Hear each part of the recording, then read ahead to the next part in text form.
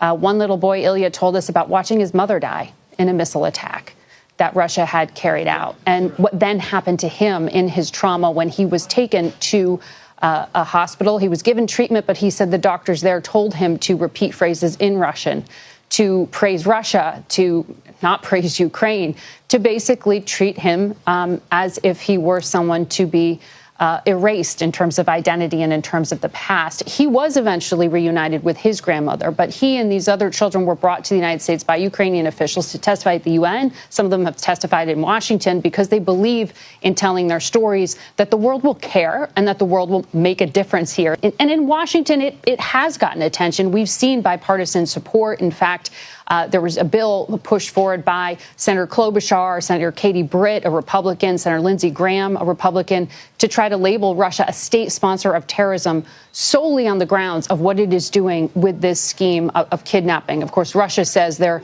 taking care of these kids and that it is all a humanitarian issue.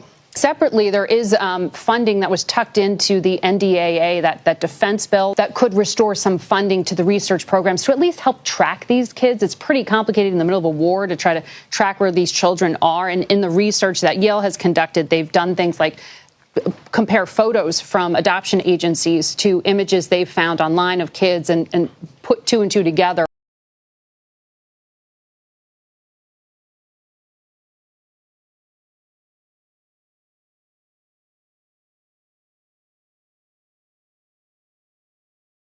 And that will reduce the help that a lot of people are getting to buy insurance. It'll price them out of the market. It'll also have the effect of driving up on everybody.